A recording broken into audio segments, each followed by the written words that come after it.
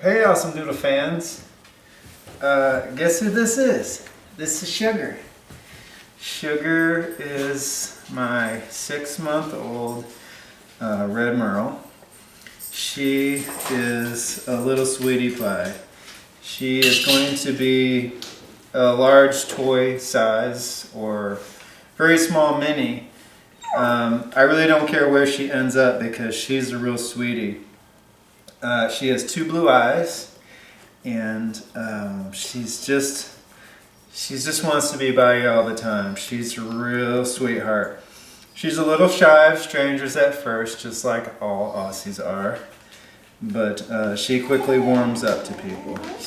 I've been wanting to make this video for a long time, and it's just taken me some time to get my thoughts together about what I wanted to say in this video.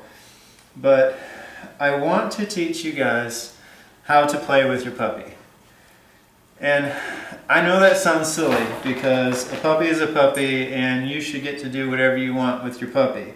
But I'm going to show you some things that are the right way to play with your puppy and the wrong way to play with your puppy.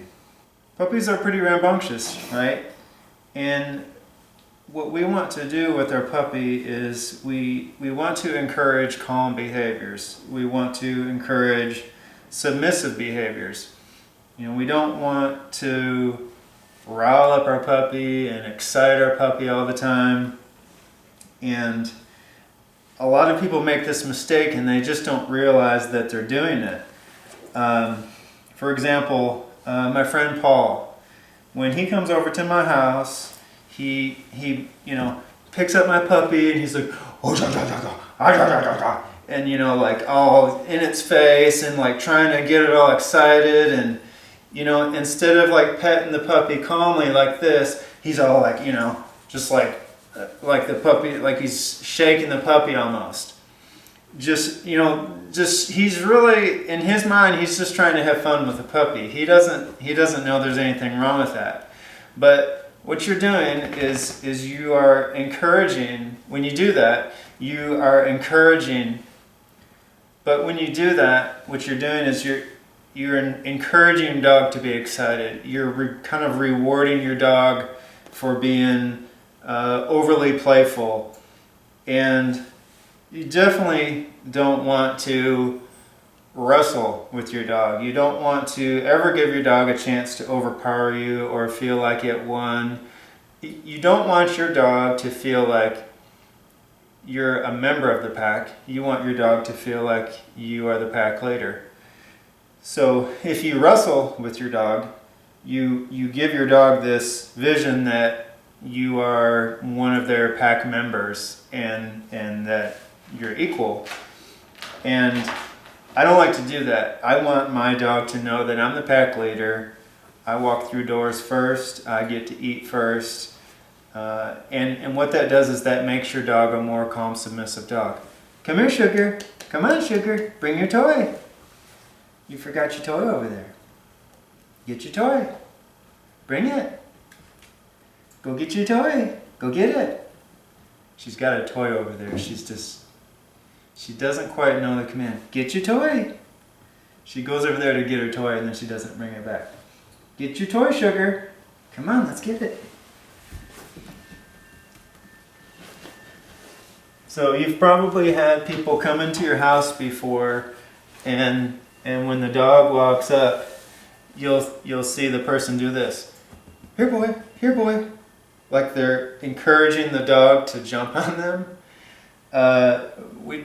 If one of your guests in your house does that, what you can do is you can just politely say, oh, we're teaching her to keep her feet down on the floor because she has a problem with jumping on people. And then, you know, hopefully your guest will get the hint. If you're too uptight to say that to your guests, what you can do is you can just, like if you see your guests doing that, you can quickly call your dog away and say, you know, come on, Sugar, it's time to eat. Come on, get your food. Or, you know, try to distract your dog from a guest teaching it to jump on them. So let's see. We've got guests who try to rile up your dog. We've got guests who try to, you know, get your dog to jump on them. So in summary, you really just want to encourage calm, submissive behaviors with your dog. When your dog is lying down by your feet, you can throw a treat at your dog. Your dog doesn't even need to know that the treat came from you. All that dog knows is, I was laying here still and calm and I got a treat. In your dog's head, if you play crazy with your dog and you wrestle with your dog, then your dog begins to think that that's a normal life. And that's what we do every day. And that's not what I want my dogs to do every day. Yes, there's a time for fun. Yes, there's a time for playing and exercise. But in general, especially in the house, I want my dog to be a calm, submissive, well-mannered dog. I don't want my dog to be, shy or submissive with strangers. I still want an outgoing dog, but I want to encourage calm, submissive behaviors with my dog all the time. So let's see, what else? Tug-of-War. I do not recommend that you play tug-of-war with your dog for a few reasons. Number one, it's an excitable activity. Again, you're teaching your dog to be excited and rough, play like that. Number two, you're giving your dog a chance to wrestle something away from you. Your dog should never think that they can overpower you or win the contest. So if you're holding on to a toy and your dog comes and tries to take it away from you, don't let go. Don't wrestle with it. Just hold still as a brick and just hold it real still until that dog lets go. You don't want to engage in a game of tug-of-war with your puppy. At least I don't. And lastly, people don't realize that when puppies are growing, especially when they're getting their new teeth, if you're constantly playing tug-of-war, you can actually pull those teeth out and you could cause an underbite for your dog. So you don't want to, of course you don't want to do that, and then they could have eating problems and dental problems down the road. Now, so we went over, don't play tug-of-war with your dog, don't wrestle with your dog, don't do any kind of playful activities with your dog where you could accidentally teach your dog that they can overpower you. Definitely don't teach your dog to jump on you. Don't teach your dog to speak. Okay, this is funny. You definitely don't want to teach your dog to speak. Dogs offer behaviors. And when I say offer behaviors, what I mean is that my dogs will walk up to me and they'll sit down politely and they'll look at me in the eye. And the reason that they do that is they know that that has worked for them in the past to get treats. And I reward that behavior. Sometimes, if I don't reward that behavior, what I'll notice, and this is particularly true with Minnie Poochie, Minnie Poochie will come to me and she'll sit down, she'll look at me and wait for a treat. And if I don't give her one, then sometimes she'll just stand up and she'll do a spin, do a 360 spin on her own that I didn't even tell her to do it. What she's doing is she's walking up to me and she's offering me behaviors that she's learned in the past that gets her treats. Now, let's say you teach your dog to speak. Okay, you're like, speak, speak, and your dog barks and you give it a treat. That dog is going to now add the speak to its repertoire of tricks that it knows how to do, and it will walk up to you and offer that behavior. So you will teach your dog to walk up to you and bark, and we definitely don't want that. The other thing that can be annoying is everyone teaches their puppy to shake. And while it's not a huge deal, again, dogs will offer the behavior and they'll walk up to you and they could paw at you over and over. They're just kind of pawing, offering that behavior that you taught it in hopes that they're going to get a treat. So speaking, any kind of tricks where your dog doesn't have all 4 feet on the floor, like standing up on its back legs, save all those tricks for when your dog is older and not a puppy.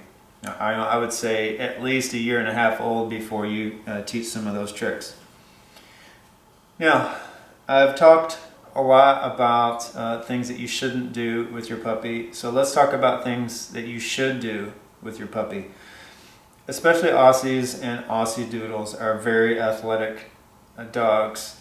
They're good at agility. They're frisbee dogs. They're good at swimming. And they can do it all. And if you don't teach your dog to catch a frisbee when it's 6 months old or younger, it's going to be more challenging to teach that dog how to catch a frisbee when it's 1 year old. So I like to teach my dogs to catch frisbees, to catch toys, to fetch early on. That way, if you're in a situation where, let's say you get home from work and your puppy just wants to play so bad, wants to go for a walk, you can play frisbee with your dog and you can burn off a lot of energy playing frisbee rather than you having to walk your dog around the neighborhood. And a dog walking is not really exercise for a dog. Yeah, it's better than nothing, but it's just not going to give your dog the exercise that it needs to really wear it out like fetch does. So this is Sugar here, and Sugar likes this toy. And before we start playing with this toy, I kind of got to get her excited about it, So when I want to get her excited about the toy, and don't confuse this, okay? This is okay to get your dog excited about a toy. I always talk about encouraging calm behaviors, but when it comes playtime with toys, it's okay to get your dog excited. Winnie, as soon as I get out the frisbee, Winnie barks, and sometimes it's annoying when she barks, but she's barking out of excitement. And we're in the backyard, and when we're in the backyard and we're playing frisbee, I'm okay with that. Alright, so with Sugar here, one thing I'll do, I'll take the toy and I'll do puppy.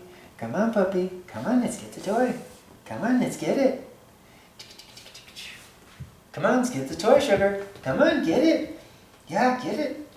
Okay, go get the toy. Good girl, bring it. Good job. Come on, let's get the toy. Let's get it. Go get it. Bring it. Good girl. So Sugar has a problem with bringing the toy back to me. So she fetches really well, but she doesn't want to bring it back to me. But I know she loves this bed.